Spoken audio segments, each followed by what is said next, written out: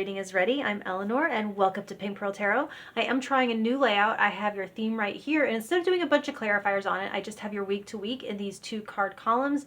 Your career and finance right here, love here, and then a bonus affirmation for November. So your theme is tremella mushroom and it's yin energy. It's a month to try to bring your input and your output back into balance. So if you've been feeling burnt out and like your return on investment or effort is shrinking, it might be time to slow down and restore your energy. Pay attention to getting enough sleep and hydration. Like the need for moisture, it feels both literal, like physical, but also metaphorical. It's like emotional waters and self-nurturing. Now, week 1, you have the 9 of Cups with the 7 of Wands. And so this is something that I've definitely experienced. And so hopefully I can put it into the right words, but it's like being guarded or avoidant of accepting being or having enough, or allowing yourself to feel contentment where you are as you are right now, because of the constant barrage of messaging that we get from birth to always be growing, improving, gaining, being, doing more, always ever more. And there's always more to buy, more money to make, another pound to lose, another letter after your name, another goal as soon as you reach one. And contentment feels almost like giving up or slacking off somehow. It's like we're not allowed to be content. But it actually isn't that, if you think about it. It's actually like a radical act against forces by which you're actually really outgunned. How can you access feelings of contentment and being enough in the moment without giving up on the things that you want to change for yourself from a place of love for yourself? Now, week 2, you have the 3 of Cups with the 10 of Swords. So you could be celebrating an ending with friends. For example, like where I used to work, we all just got laid off. And on our last day, a bunch of people got together for happy hour. This is like bittersweet energy where you could be partying or gathering one last time before going separate ways in life. But the emotional bonds here are still pretty strong. It might not be that you're parting ways from each other, but you have all just been through something extremely difficult together. And now that it's all said and done, you can go celebrate that you made it through. And this could also represent a celebration of life for some of you, a memorial. Now, week 3, you have the 7 of Cups with the Emperor. This is a reminder of your absolute sovereignty over your choices and making any choice work. So staying in your power the whole time, even when one choice doesn't create the outcome you wanted or intended, you have the next one to make. Like the Emperor energy around you gives you the power to overcome decision paralysis or overthinking the what ifs, because you know that after every choice comes the next one and you're in charge of that one too.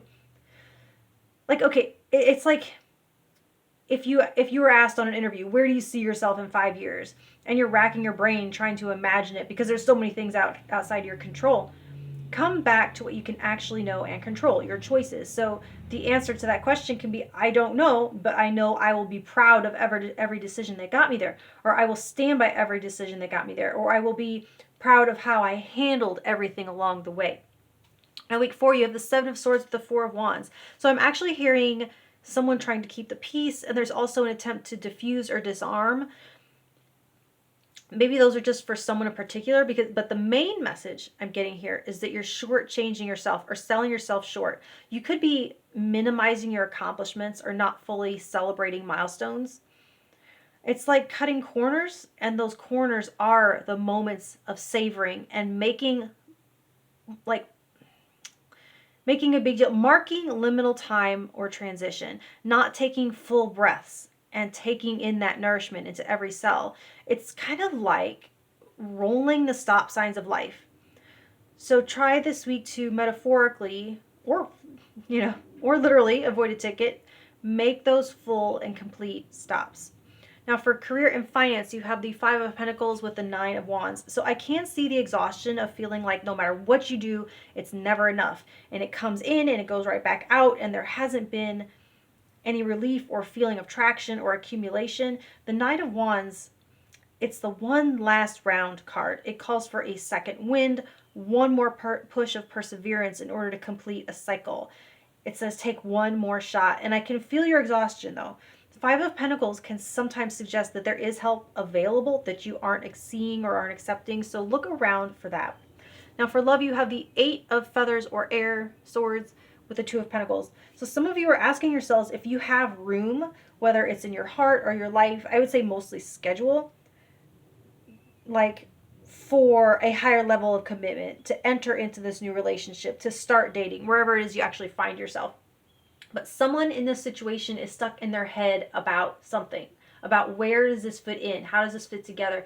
And maybe about whether or not to try polyamory, just for some. Like I bring that up anytime I see the Two of Pentacles in love, but it doesn't have to mean that. It means lots of things, like balancing work and personal life, dating and family, all that different stuff. So what I'm getting from this is that the answer is not going to be found in your mind, though, or the person's mind, but by taking one step forward. So this connection is kind of intellectualized, maybe, like it's maybe in concept, and it feels crowded out by everything else when it comes in practice. So love needs to claim its space. It needs to take up space. So I'm getting, though, the impression of like a well-oiled machine between you two, vibes from it, if both partners would just stop questioning it.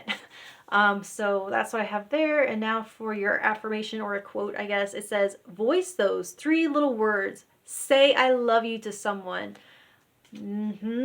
Yep. All right, Taurus, much love. I'll talk to you next month. Thank you.